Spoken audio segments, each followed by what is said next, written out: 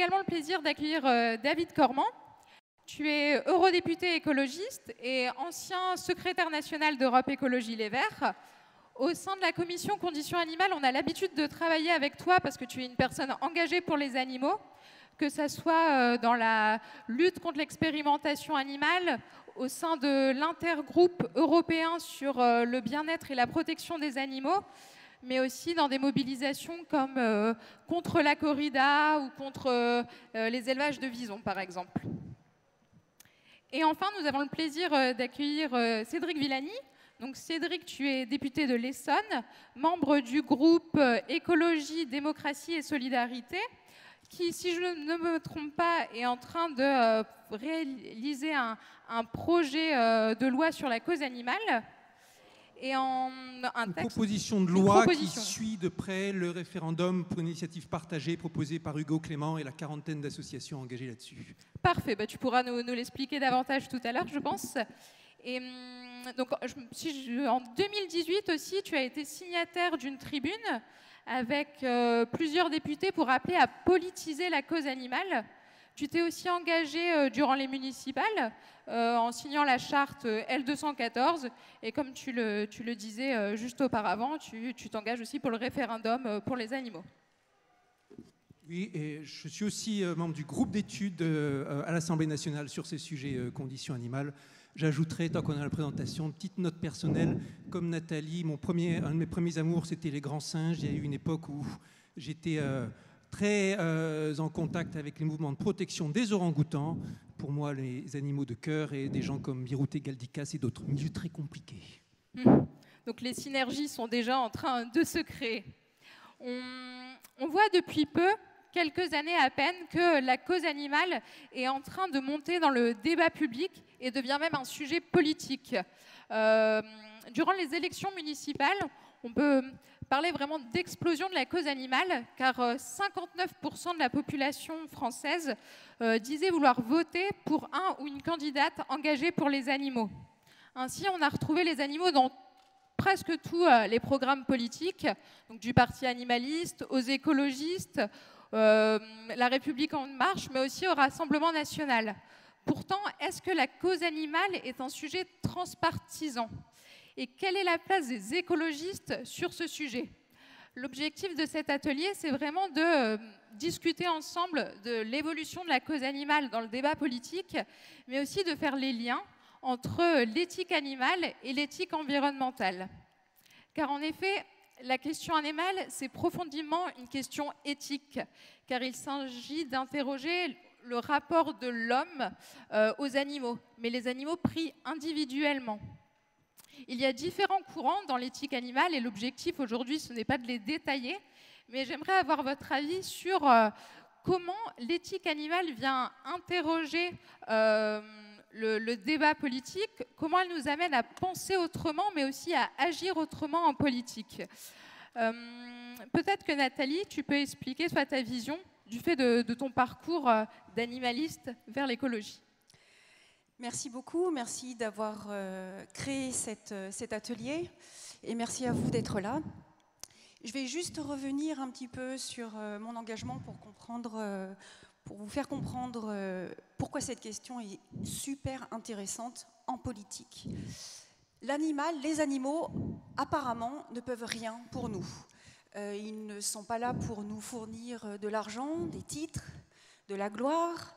Et justement, à ce titre, ils interrogent notre lien réel à notre désir de bien agir. Si on veut bien agir pour les animaux, c'est gratuitement. Ils ne peuvent rien pour nous en retour. C'est donc une cause éminemment éthique, le fait de vouloir le bien pour autrui, cet autre qui ne peut absolument rien pour nous, juste parce que c'est bien de le faire. En tant qu'individu, on ne veut pas souffrir, on ne veut pas que les autres souffrent, et c'est important d'inclure dans le champ de notre compassion tout le monde, autrui. Autrui, fût-il poilu, ailé ou marchant à quatre pattes.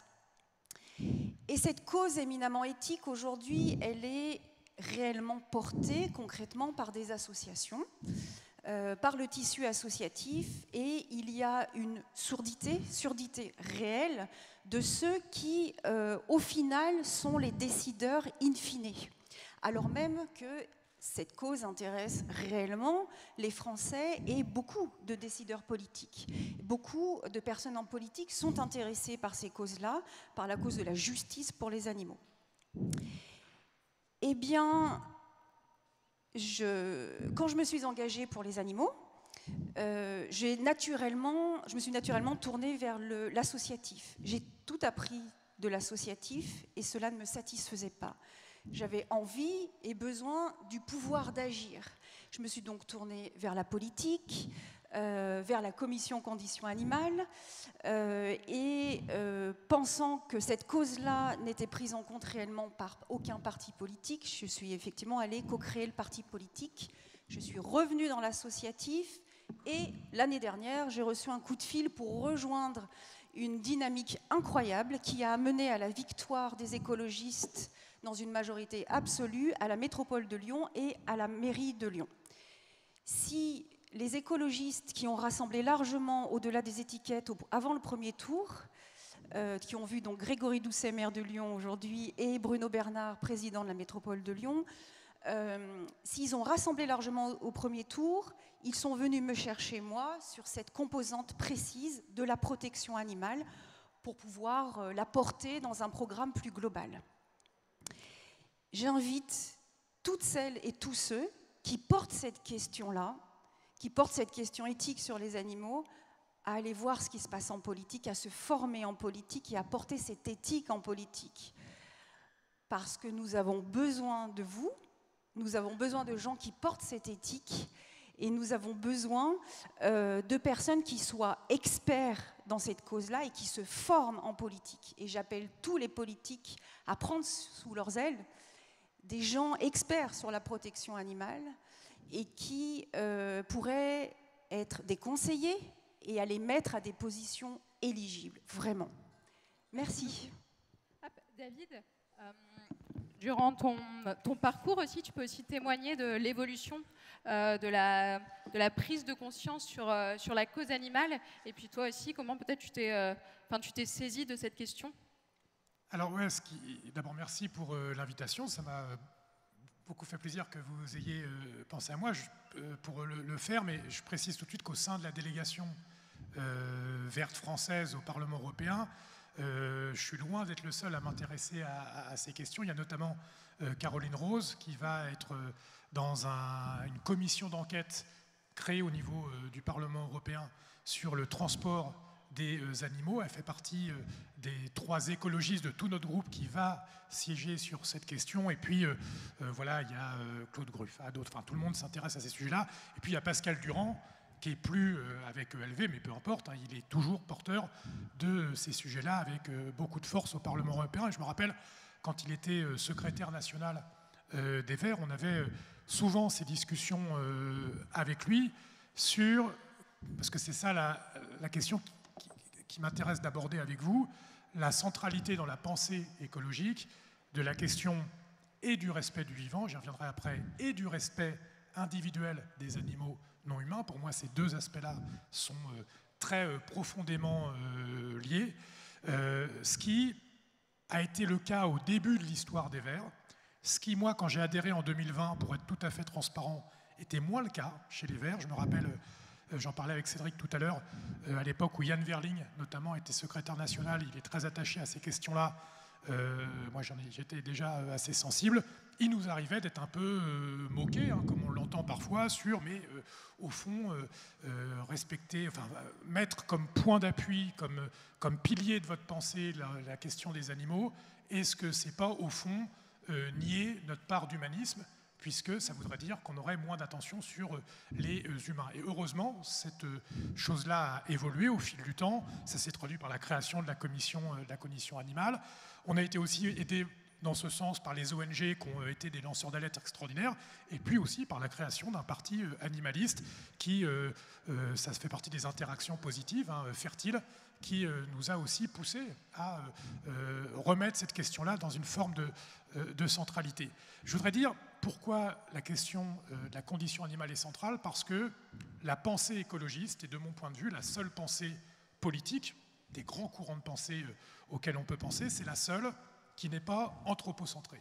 Je pense que le terme d'anthropocentrisme et de lutte contre l'anthropocentrisme, du coup, elle est fondamentale dans la construction de la pensée politique écologiste. Ce que je veux dire par là, c'est que les courants de pensée, mais depuis l'origine, démocratie, c'est la vie de la cité, dans laquelle les animaux non humains étaient périphériques dans la réflexion. Et donc, pour les écologistes, la question de considérer le refus de l'anthropocentrisme, c'est-à-dire d'appréhender la marge du monde, non pas du point de vue uniquement des humains, mais du point de vue de l'ensemble du vivant et donc des animaux non humains, c'est une spécificité qui nous distingue de l'ensemble des autres forces et pensées politiques. Et donc c'est quelque chose qui est fondamental dans notre réflexion. Mais tu m'as fait signe de m'interrompre.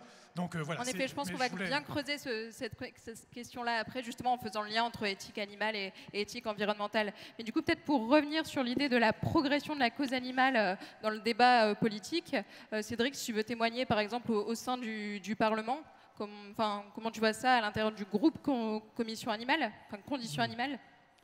Il y a un groupe Conditions animales au Parlement très impliqué sur ces sujets, et en même temps, c'est un sujet minoritaire au Parlement très clairement, mais surtout minoritaire parmi les formations politiques classiques, parmi les courants classiques.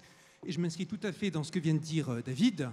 Ce n'est pas un sujet qui s'est construit comme des grandes idéologies classiques.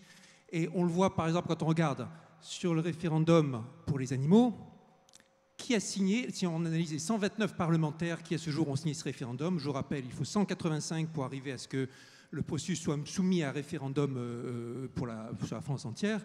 Sur les 129, quand vous regardez qui a signé, notre formation Écologie, Démocratie, Solidarité a signé 100%. France Insoumise a signé 100%. Gauche classique, communiste, socialiste, Sénat et Assemblée confondues, ça va être 7%. Droite classique, 3%. Ce n'est pas un sujet ni de la gauche classique ni de la droite classique. Et quand j'ai vu le porter, j'ai vu sans arrêt, y compris dans mes propres équipes en campagne municipale, y compris dans les personnes qui ont des politiques expérimentées, à chaque fois les mêmes arguments revenir. Oui, tu parles des animaux, mais attention, on va dire qu'on ne s'occupe pas des humains. On va se prendre un bashing terrible en disant qu'on est complètement lunaire et qu'il faut d'abord penser aux droits des humains. Argument qui revient sans arrêt. Ou alors, on va tuer l'économie avec vos propositions pour le bien-être animal, parce que le grand sujet sur le bien-être animal, c'est l'agriculture, l'élevage. Et quand on regarde ces arguments et qu'on se demande d'où ils viennent, on voit, quand on potasse, qu'ils sont là depuis littéralement 200 ans. Depuis 200 ans, chaque fois qu'arrive au Parlement ces sujets, première réaction, c'est on tourne en ridicule, 1821, première tentative au Parlement britannique de faire passer une loi sur le bien-être animal, où littéralement les gens explosent de rire. 1850, la loi Grammont, première loi sur le bien-être animal portée par une personnalité de droite, un général bonapartiste, qui reçoit un soutien inattendu de la gauche. Il s'attendait à ce que la gauche, comme ça semblait être le cas, justement retoque en disant qu'il faut s'occuper des humains avant de s'occuper des animaux. Et de façon inattendue, c'est Victor Schœlcher, grand défenseur de la cause abolitionniste de l'esclavage, qui dit « nous allons soutenir ça, parce qu'il n'y a qu'un combat contre l'oppression des animaux, contre l'oppression des humains, c'est la même chose ». Et ça s'inscrit dans une politisation qui se fait, pas dans la grande famille politique, mais qui va croître selon divers axes d'idées. Premier axe, l'idée que du mal qui est fait aux animaux, c'est aussi du mal qu'on fait en tant qu'humains. On réprime nos sentiments humains, notre humanité. Un vrai questionnement éthique. Des auteurs, des politiques comme Lamartine ont porté ça très bien en disant « je ne veux pas faire de mal, il n'y a aucune raison » et tout ça. Deuxième axe, l'idée qu'on va élargir le champ et que finalement, on ne va pas s'occuper seulement des humains. David disait tout à l'heure, au début, c'était la démocratie, c'était les citoyens. C'était même pas tous les humains au début, c'était seulement les citoyens libres. Les esclaves, on ne les considérait pas. Puis ça s'est élargi à toute l'humanité. Et puis on se dit à un moment, élargissons ça à tous les êtres qui ont des sentiments, qui ressentent, qui ont des émotions. Il n'y a pas de raison a priori que la souffrance d'un animal vaille moins que la souffrance d'un humain. Et donc, il faut agir sur tous ces tableaux à la fois. Et puis, troisième axe, bien plus récent, avec l'apparition du concept de finitude du monde, où on se rend compte qu'on ne peut pas exploiter la planète entière, on voit que tout est lié, parce que l'industrie animale sont des problèmes de gaz à effet de serre, jusqu'à 15% selon certaines estimations, sont des questions de modèle économique global, sont des questions d'asservissement de l'humain aussi, sont des questions de déforestation, sont des questions où tout est lié, et où pour protéger la planète, ça va aussi être en phase avec la cause animale. Oui, en effet, là, c'est Tu fais justement le lien entre éthique animale et éthique environnementale. On a encore tendance à opposer les deux. L'éthique environnementale serait une vision holistique qui vise à protéger les espèces et les écosystèmes, et l'éthique animale à s'intéresser à la souffrance de l'individu, de l'animal. Or, finalement, est-ce que les deux visions ne sont pas interconnectées, et est-ce que la vision la plus pertinente pour faire avancer la cause animale, c'est de travailler ensemble? Peut-être, David, tu voulais justement approfondir un peu cette question entre écologie politique et cause animale, et est-ce que c'est pas là où les écologistes peuvent se différencier justement, parce que dans l'approche, dans les valeurs portées par les écologistes, il y a des similarités très fortes avec les valeurs portées par les animalistes. Mais oui, c'est ce que je disais, c'est-à-dire que déjà le premier point commun, c'est la question, j'en ai parlé, de la question de l'anthropocentrisme. La question du refus de l'anthropocentrisme, mais depuis la naissance de l'écologie politique, le refus de voir, et ça remonte assez loin, quand on voit, avant même la naissance du terme écologie en tant que force politique, c'était Fourier, au XIXe siècle, qui avait eu l'intuition, ou l'analyse, c'est plus qu'une intuition, que la révolution industrielle portait en elle évidemment la soumission des travailleuses, des travailleurs, à l'époque encore des enfants, etc., mais aussi une destruction de l'environnement et une maltraitance des animaux non humains. Et c'est quelque chose qui s'est développé depuis. Et aujourd'hui, on pense évidemment à l'agriculture industrielle, où, malgré la prise de conscience, et c'est un paradoxe, la chosification des animaux non humains, et donc du vivant dans son ensemble, n'a fait que s'intensifier. Et ce qui est intéressant à noter, si on veut rester dans l'agriculture, c'est que cette chosification des animaux non humains s'est accompagnée d'une maltraitance des paysans. C'est-à-dire que c'est la même logique de la massification, de l'artificialisation, de l'industrialisation et de la déshumanisation au sens humain et non humain. C'est-à-dire que pour en revenir à la question de oui, mais les animaux, machin, ouais, mais les humains, pour moi, la question, la centralité de la question du vivant et en tant que holistique au sens d'ensemble, et de l'ensemble du vivant, des êtres vivants qui composent cette Gaïa, qui composent cette biosphère, c'est un humanisme non pas diminué, mais un humanisme augmenté. Et là, il y a une bataille, je ne sais pas si elle est philosophique, mais plus qu'éthique, en plus d'éthique, politique à mener. C'est-à-dire que considérer,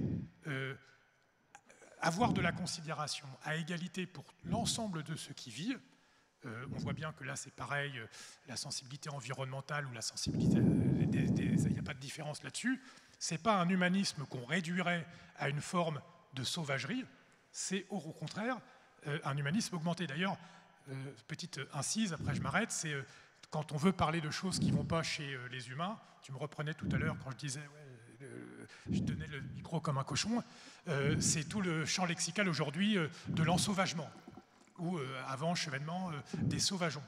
Je pense que notre monde a besoin, pour le coup, d'être réensauvagé, dans le sens où on a trop artificialisé, réduit à l'utilité d'une des espèces qui peuplent la planète, en savoir Homo sapiens, l'ensemble de ce qui vit sur Terre. Or, ça paraît une évidence de le dire, mais il n'y aura pas d'avenir pour l'humanité, donc pas d'avenir pour l'humanisme, si notre planète devient inhospitalière à la vie. Et si elle devient inhospitalière à la vie, elle deviendra inhospitalière pour l'ensemble des vies, dont la nôtre. Donc il y a dans l'histoire de la pensée politique et démocratique des choses à remettre à l'endroit, et l'appréhension à part entière de la question des animaux non humains à côté avec les animaux, les humains tout court, c'est une question qui construirait une politique augmentée, un humanisme augmenté, une civilisation augmentée, améliorée.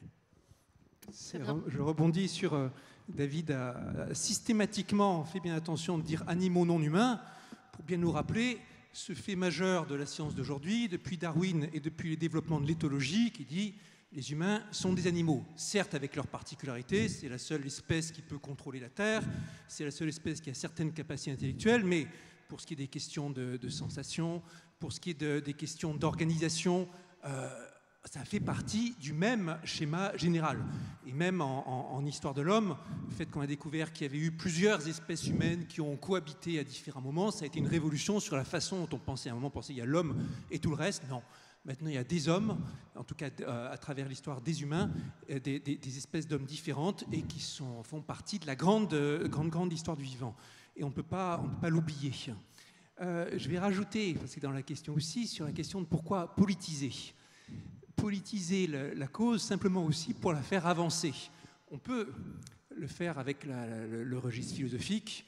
Il y a des auteurs qui ont écrit de très belles pages, les Peter Singer, Littéraire Libération Animale, les ouvrages de Donaldson et Kymlicka, les ouvrages de Corinne Pelluchon, etc. À la fin, tant que c'est juste des écrits qu'on se repasse sur une sphère intellectuelle, ça n'influe guère. Le vrai changement, il viendra forcément de l'action politique, aussi parce qu'il y a des forces de résistance et des contre-discours qui sont ancrés dans le politique très fortement, avec du lobby agroalimentaire, qui a intérêt à ce que rien ne change, à véhiculer des faux clichés. Et pour faire bouger les choses, ça passe par de la médiatisation, des lanceurs d'alerte, des images, des associations comme L214. Certains vont dire « non, mais c'est extrême, ils font des choses illégales ». Certes, mais s'ils ne font pas ce travail-là, ça ne bouge pas. On l'a vu encore dans les images qui sont sorties de l'élevage de foie gras avant-hier. Et donc ça fait partie, ce travail de médiatisation, de politisation, de la façon de faire avancer les choses, pas seulement sur le plan de la réflexion morale et éthique, mais aussi sur le plan de l'action dans la cité. Nathalie, je pense que tu veux bien témoigner justement parce que tu es une militante associative et tu as fait le choix là durant les municipales de dire je m'engage, je donne ma confiance aussi au mouvement écologiste pour porter la cause animale. Oui, juste pour compléter un témoignage très simple sur la confiance qu'une équipe d'écologistes qui a rassemblé certes largement au-delà de LV ou des partis écologistes, mais je suis non encartée et on était beaucoup à être non encartés dans l'équipe des écologistes de la métropole et de la ville de Lyon. Mais il y a eu une vraie confiance qui a été faite avec quelqu'un clairement avec un profil militant associatif, animaliste, moi-même. Et du coup, quand on m'a donné la possibilité d'exprimer ça dans la co-construction d'un programme, qu'une équipe entière d'écologistes, pas du tout animalistes, pas forcément au début très sensibles sur cette question ou qui n'étaient pas des experts de cette question. Quand on m'a permis donc de co-construire un programme avec une équipe entière, j'ai eu envie personnellement d'intégrer les autres composantes de l'écologie politique et de les porter, alors que je m'étais plutôt préparée, moi, dans ma tête, à être monothématique sur la cause animale. Donc, j'ai trouvé cet échange extrêmement intéressant, puisque j'aspirais à être élue, et effectivement, maintenant, je suis élue pour la métropole sur la circonscription du Sud-Est qui correspond au 8e arrondissement, et je suis élue à la municipalité de Vénissieux. Je suis donc élue de tous les habitants et donc de toutes leurs préoccupations, y compris et sans oublier les animaux, puisque je viens de ce milieu-là, mais de toutes leurs préoccupations. Et cette campagne électorale m'a permis, moi, animaliste, de me former à toutes les autres composantes de l'écologie politique, à les intégrer, à les porter. Et dans cet échange de formation, d'expertise, j'ai trouvé très intéressant, moi, de donner mon expertise sur la protection animale, sur le fait de voir l'animal comme un individu, de prendre en compte ses intérêts et de revoir notre lien dans la société avec les autres espèces animales. J'ai transmis ça, j'ai essayé de transmettre ça, et eux m'ont transmis des expertises sur la lutte contre le réchauffement climatique, sur les solidarités humaines, sur la démocratie participative, sur la justice sociale, etc., sur tous les domaines. Et j'ai trouvé cette aventure absolument extraordinaire à vivre, humainement, politiquement, intellectuellement. Je voulais juste rajouter quelque chose pour finaliser un peu et compléter les interventions de mes collègues. En 2012, il y a eu ce qu'on a appelé la déclaration de Cambridge, qui a reconnu et fait reconnaître par des scientifiques de très haut vol, donc, dont Stephen Hawking assistait à la déclaration. J'ai peur de mal prononcer. Qui déclarait en substance que les substrats de la conscience étaient présents chez les animaux et que ce n'était pas parce qu'ils avaient des formes différentes qu'ils n'avaient pas la sensibilité et la conscience d'eux-mêmes, c'est-à-dire qu'ils ont une expérience de la vie et pour moi, elle est à respecter, elle est à entendre, elle est à accompagner, elle est à protéger et on peut trouver des traductions de ça, de cette conviction-là, scientifique, associative, philosophique, dans la politique. Et c'est tout ce que je vais essayer de faire pendant ces 6 ans de mandat. Et je vais me permettre de faire un petit commentaire sur cette déclaration de Cambridge. C'est un peu l'aboutissement d'un courant scientifique qui va à l'opposé de Descartes. Il y avait c'est l'une des raisons, hélas, historiquement, pour laquelle la France est à la traîne sur cette question animale. Quand Descartes dit pas de langage, pas de conscience, pas d'intelligence, donc pas de souffrance, pas de conscience, pas de souffrance, ce sont des machines, on peut vivisecter les animaux comme on veut. C'était une conception de l'époque qui allait rencontrer aussi la vision traditionnelle de l'Église selon laquelle les animaux, on pouvait en dispenser comme bon nous semblait. Et en tout cas, au XVIIIe siècle, arrivent les Lumières et d'autres qui, au contraire, interpelle Descartes en disant mais à quoi ça rime, comme Voltaire qui dit écoutez, on dissèque l'animal vivant, ok, on voit qu'il a tous les mêmes mécanismes que nous, le même organisme, la même physiologie, pourquoi est-ce qu'il serait différent alors? Quand on écoute vos 3 interventions, du coup, on se rend compte vraiment que la cause animale, c'est un sujet totalement légitime pour être porté politiquement. On voit l'interconnexion du coup entre les combats écologistes et les combats animalistes. Mais maintenant, j'ai envie de dire comment on fait pour agir, parce que finalement, on a un apprentissage aussi à faire de agir pour les animaux en politique, et aussi comment on va mener nos combats, tous nos combats écologistes, comment on peut intégrer à chaque fois la composante animaliste, et comment on fait aussi pour travailler avec tous nos partenaires. Donc on a beaucoup parlé des associations qui portent depuis de nombreuses années avec beaucoup d'énergie ce combat. Comment on fait pour, en tant qu'élu, pour travailler avec eux, et puis aussi avec la recherche, etc. J'ai envie de... Moi, avec les municipales, il y a quand même une vague d'espoir pour les animaux quand je vois les délégations conditions animales qui ont été créées. Notamment, il y a plusieurs élus écologistes qui portent ces délégations et je pense que c'est un véritable nouveau souffle.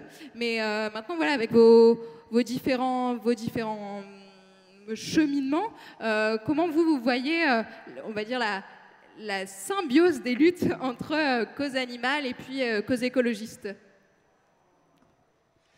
Oui, alors, je vais repartir sur les progrès de l'éthologie. Mais tu es un chercheur et on sait bien qu'en recherche, il me semble, moi j'en suis pas, mais on trouve ce qu'on cherche. Et les progrès de l'éthologie ces dernières années, elles ont été aussi obtenues parce qu'on s'est mis à voir, les chercheurs dans l'éthologie, se sont mis à chercher ce dont tu parlais, c'est-à-dire finalement, et on fait toutes ces découvertes. Ça a progressé, donc il y a une première question politique. La première réponse serait déjà mettre des moyens dans la recherche pour justement progresser encore en matière d'éthologie parce qu'on aime et on protège ce que l'on connaît et au fond, nous connaissons assez peu l'aspect conscience ou sensibilité des animaux non humains.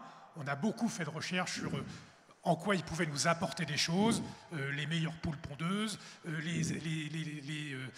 je sais pas quoi, les vaches qui produiront le plus de lait ou quoi, mais on a assez peu fait de recherche sur la sensibilité. Donc ça, c'est un pilier qui me paraît intéressant. Deuxième sujet, c'est de comprendre et de saisir que les droits humains, les droits de la nature et le droit des animaux non humains, c'est la même logique, c'est la même chose, et que l'un ne fonctionne pas sans l'autre. Et donc, à chaque fois qu'on appréhende ces sujets du droit, il faut bien avoir à l'esprit ces 3 aspects.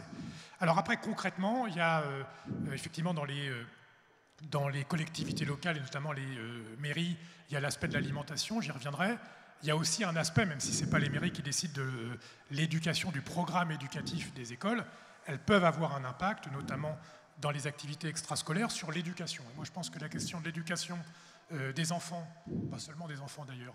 Vous savez, l'écologie, quand on regarde la génération climat, je pense que ce n'est pas anodin que depuis 20 ans, il y a eu de l'éducation à l'environnement dans les écoles et les collèges et les lycées, et comme par hasard, c'est au bout de 20 ans qu'on a la génération climat qui apparaît, donc ça a un impact, l'éducation à l'environnement, et donc je pense que dans cet aspect d'éducation à l'environnement, là, l'éducation à la condition animale qui doit être un des fondamentaux.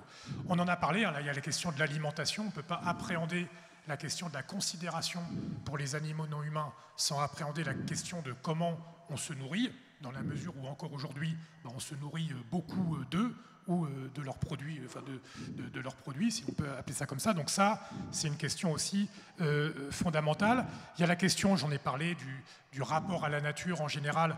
Là, je parle plus de l'aspect, le temps qu'on a la possibilité de passer dans la nature sans risquer, par exemple, de se faire tirer dessus ou de se faire mordre par un chien de chasse à courre, etc., où on puisse paisiblement se promener. Et puis, dernier point, il y a la question de et tout ça, ça se traduit par de la législation. Et donc là, on revient sur l'aspect parlementariste et la législation qui doit protéger les animaux non humains. L'histoire de la justice et l'histoire des droits et des lois dans l'histoire de la démocratie, ça a été de conquérir des nouveaux droits et donc de protéger. Le principe de la justice, c'est d'éviter que la force soit forte avec les faibles et faible avec les forts. C'est ça la justice. Et donc, l'aspect, quand on est législateur, quand on est parlementaire, il faut protéger ceux qui sont faibles. Et aujourd'hui, parmi celles et ceux qui sont les plus faibles, il y a les animaux non humains. Et donc là, il y a une question tout simplement de légiférer, non pas seulement pour les humains, mais aussi pour les animaux non humains. Je ne suis pas plus long pour... Je pense que c'est une très belle transition pour toi, Cédric, justement sur comment légiférer pour les animaux. Alors, d'abord, bien avoir en tête qu'il y a tous les échelons qui sont importants. Tu évoquais l'échelon municipal, il y a aussi l'échelon national, il y a aussi l'échelon européen, dont David, ici, est un des représentants extrêmement actifs. Et sur tous ces sujets, il ne faut pas avoir peur de se lancer dans la technique politique. Il y a un livre de Pascal Durand et Christophe Marie qui s'appelle « L'Europe des animaux », dans lequel ils évoquent, ils font l'état de tout ce combat, tout ce que l'Europe a fait pour la protection animale, et tout ce qui reste à faire, tout ce qui a les énormes chemins à parcourir dans les droits nationaux, qui commence par une description des mécanismes politiques européens qui, pour la plupart des lecteurs, apparaîtra ultra technique.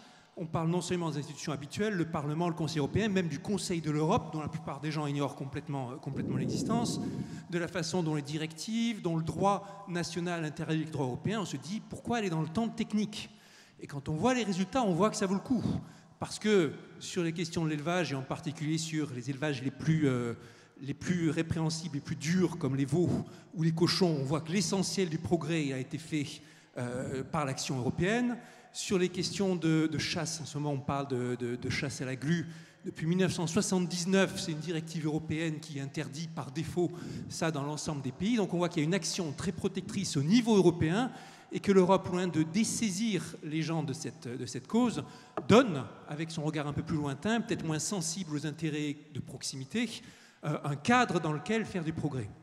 Donc, pas avoir peur de la technique et se lancer dans la politique. Au niveau du discours, il y a un certain nombre d'arguments, de contre-arguments et de mythes qu'il faut systématiquement démonter sur ces questions-là. Par exemple, le discours qui dit l'alimentation végétarienne, c'est néfaste pour la santé. Une fois que vous avez fait la liste de toutes les personnes qui ont vécu longuement des années de vie active, les Gandhi et autres végétariens, et une fois que vous rappelez que les gladiateurs étaient quasiment végétariens, vous avez de quoi pilonner le mythe. Vous avez un autre mythe qui dit, si on s'occupe de tous les animaux, on ne pourra plus avoir de la viande à bon marché pour tout le monde, y compris ceux qui ont des ressources basses. L'argument est faux parce qu'on mange trop de viande globalement, en tant qu'humanité. On mange de la viande de mauvaise qualité, de la viande honteuse au sens où elle dépend le plus souvent en pratique de souffrance animale, et que ce soit les recommandations d'experts de la santé ou les recommandations d'experts du GIEC par rapport à l'impact sur le climat, les recommandations, c'est diviser notre consommation de viande dans les pays développés par 2, par 4 ou même davantage. Et on a les rapports maintenant médicaux qui montrent bien qu'il n'y a aucun inconvénient à une alimentation végétarienne. Végétalienne est un petit peu plus subtil. Pour ceux qui se lancent dans vegan, ça demande quelques précautions, mais pas non plus impossible.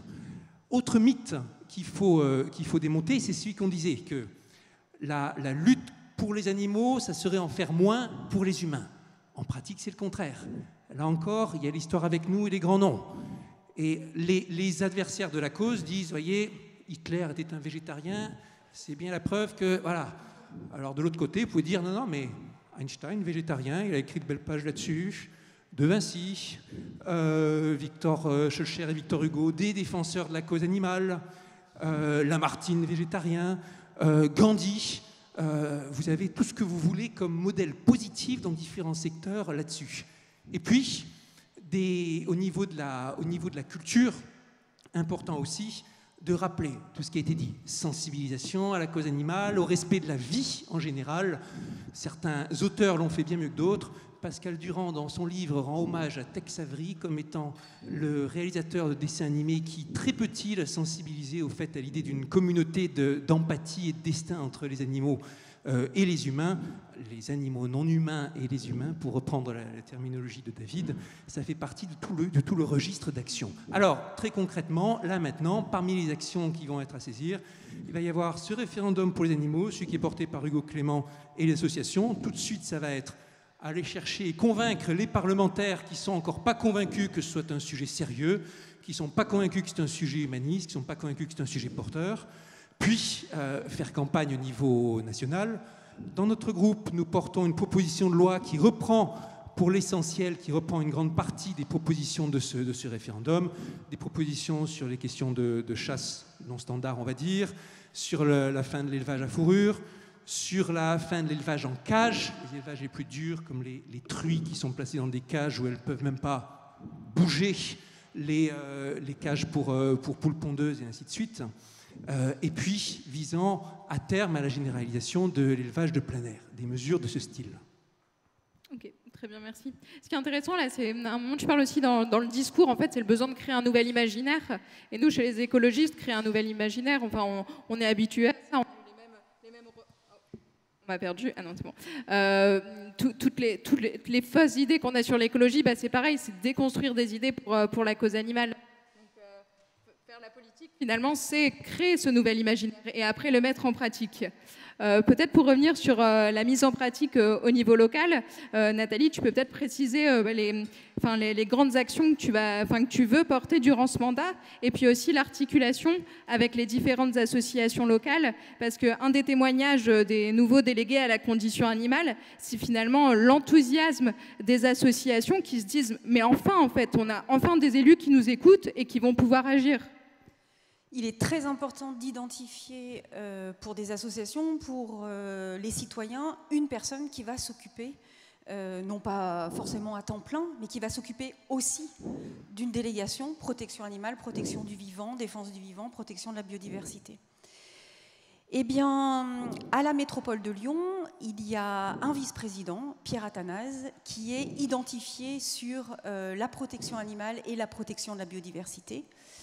Et avec lui, avec les associations, nous allons co-construire le mandat 2020-2026. On vous en dira plus au fur et à mesure sur nos réseaux sociaux, sur les réalisations, mais on va réellement co-construire un mandat au regard de la protection animale avec l'expertise des associations. On ne va pas réinventer des choses qui sont déjà dites et redites depuis longtemps. Il suffit d'écouter, il suffit de traduire en propositions politiques ce que veulent les associations. Mais je voudrais attirer votre attention sur un fait très précis en France, c'est que nous avons, en France et dans le monde, mais c'est particulièrement vrai en France, nous avons quasiment, il faut faire encore beaucoup de choses, mais quasiment tout le dispositif législatif pour faire avancer la protection animale. Et surtout, nous ne respectons pas.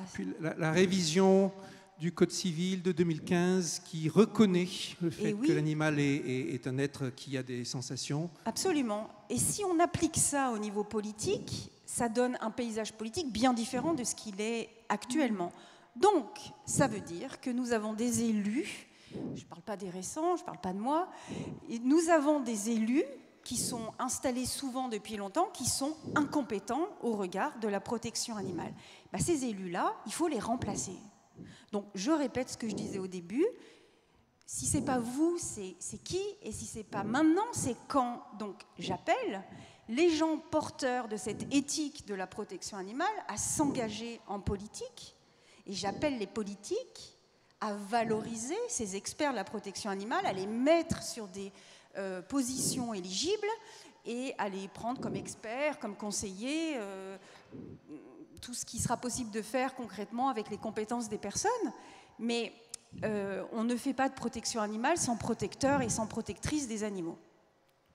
Il est aussi intéressant de noter qu'il y a beaucoup de femmes dans la protection animale et qu'elles sont porteuses d'un regard peut-être nouveau, d'un nouveau récit sur la politique qui serait peut-être moins anthropocentré, moins centré sur l'ego, mais peut-être plus sur l'intérêt réel du vivant, parce qu'il ne faut pas se faire d'illusions.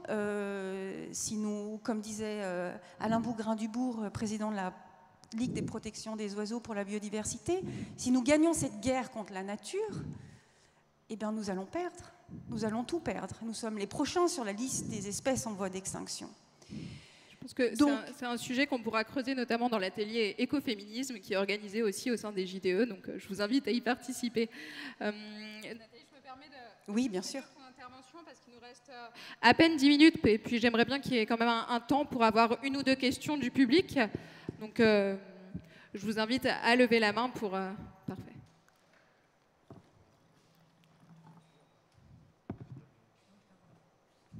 Bonjour, Florence Herrero, enseignante et élue du 20e arrondissement. Vous avez traité de la question de l'éducation. Là, je termine un ouvrage d'un philosophe, Baptiste Morisot, Manière d'être vivant, que je recommande à tout un chacun et chacune.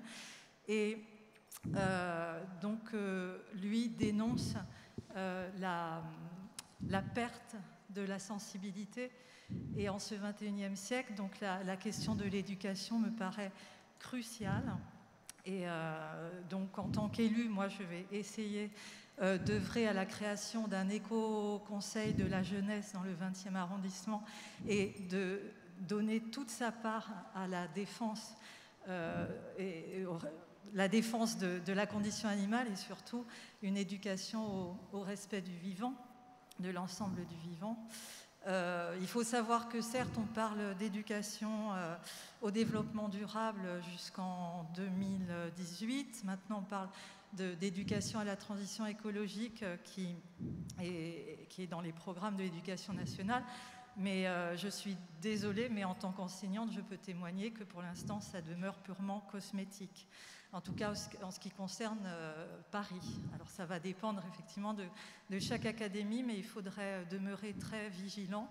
Et pour conclure, pour animer des débats philosophiques avec mes élèves, ils réfléchissent ensemble à un propos d'Élisée Reclus qui dit « L'être humain et la nature prenant conscience d'elle-même ». Donc là, il est temps de mener ce combat, toutes et tous. Merci. Au sein de la commission conditions animales, on travaille justement sur l'éducation à l'éthique animale. Est-ce que, Cédric, si tu veux intervenir. Deux commentaires. D'abord, merci pour la référence à Élisée Reclus, qui fait partie de quelques figures de la grande histoire, parmi les grandes figures de gauche de l'histoire, qui ont montré qu'il y avait aussi une gauche qui se souciait de façon très forte des droits animaux. Une autre personnalité dans le même genre, c'est Louise Michel. Et mon deuxième commentaire, ça va être, c'est l'enseignant qui fait la qualité de l'enseignement, bien plus que le programme. Et donc, on se retrouve avec le sujet majeur de la formation de l'enseignant. L'enseignant ne peut pas inventer les choses, on a besoin de lui donner les outils.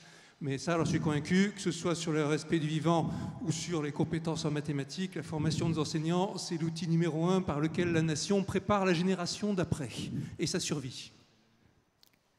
Nathalie, David, vous voulez intervenir sur ce lien entre éducation à la cause animale et puis aussi éducation sur notre manière d'habiter la Terre, les connexions entre les deux? Oui, mais bon, je l'ai évoqué tout à l'heure, l'aspect éducatif est fondamental. Je voulais conclure parce qu'on s'arrive vraiment de la fin sur insister sur...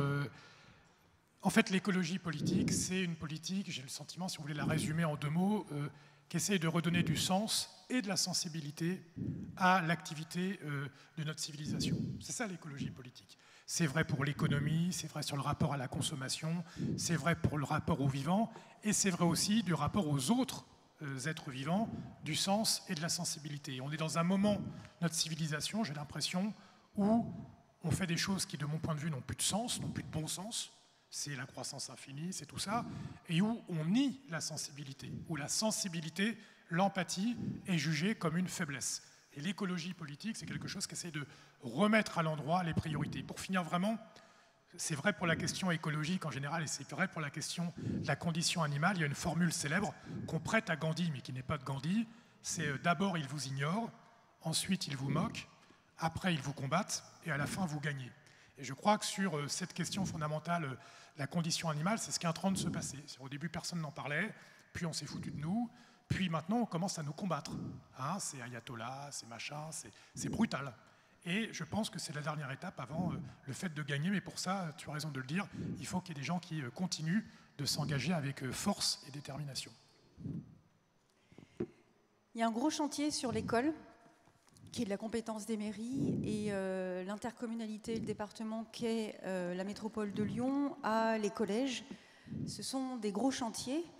On y est attentif, et ça fait partie de notre programme. On verra ce qu'on peut appliquer, mais enfin, c'est quelque chose qu'on a en tête, que j'ai en tête. Cédric, tu vas apporter une autre précision, peut-être pour réagir par rapport aux propos de David. C'est important aussi d'arriver à gagner à la cause des gens qui sont au départ ni politiques ni écologiques et qui vont augmenter le sérieux et la respectabilité. Je prends juste un exemple. La personnalité publique qui est intervenue pour présenter le référendum de Hugo Clément, c'est Xavier Niel. Qui aurait vu Xavier Niel dans ce genre de rôle? Et c'est important, quand vous avez quelqu'un comme ça qui s'engage et qui dit « jusqu'à il y a quelques mois, j'y croyais pas, j'ai changé d'avis, c'est un sujet important », il y a beaucoup de gens qui vont se dire « tiens, si Xavier Niel s'y met, c'est qu'il y a quelque chose ». Et le fait de pouvoir gagner à la cause des gens qui sont en dehors du cercle habituel va être important. Quelque chose qu'on n'a pas dit aussi, c'est comment le traduire dans un contexte français. Tout à l'heure, on a dit Descartes, c'est une des raisons pour lesquelles la France est à la traîne. Une autre raison, c'est bien sûr la gastronomie française qui traditionnellement est basée sur le plat principal, viande ou poisson. C'est même dans le repas gastronomique tel que déposé à l'UNESCO en 2010, à la française. Donc viande ou poisson, c'est dedans. Et bien sûr, comme le problème numéro 1 en termes de quantité de souffrance dans le monde sur la cause animale, c'est la question de l'élevage industriel, ça va avec. C'est le moment pour la France de se rappeler que c'est aussi le pays de l'absolu, des grandes révolutions, le pays qui aime penser le futur, qui aime montrer le chemin pour le monde entier et qui doit voir qu'il y a là quelque chose de nouveau dans lequel il doit s'engouffrer, politiquement, culturellement aussi. Eh bien, merci beaucoup à tous les trois pour vos interventions. En fait, il y a de l'espoir qui ressort de chacune de vos interventions parce que ça montre comment la cause animale aussi va bouleverser l'idée de la politique. On a parlé de sensibilité et c'est quelque chose en effet c'est une nouvelle approche qui est en train de naître et je pense que c'est quelque chose de très stimulant. C'était très intéressant aussi d'avoir vos trois visions à trois échelles parce que comme tu le rappelais tout à l'heure, Cédric, là, on vient d'avoir des belles victoires pour les animaux à l'échelle municipale, mais si on n'y agit pas au Parlement, si on n'agit pas au niveau des députés européens, eh ben, il faut agir sur les trois dynamiques et c'est ça qui va faire avancer pour l'instant, c'est l'échelle nationale la plus faible et ça va être aux parlementaires français de faire le boulot. Exactement, et peut-être pour conclure, en effet, le référendum pour les animaux, je vous invite déjà à toutes et tous à le signer, mais aussi à appeler vos parlementaires à se mobiliser, parce que actuellement, il y a toujours des députés et des sénateurs et des sénatrices qui ne l'ont pas signé, et si malheureusement le nombre des signatures est insuffisant, on ne pourra pas lancer ce référendum pour les animaux. Donc je pense que ça peut être un beau mot de la fin, c'est de se mobiliser sur cette question. Merci beaucoup.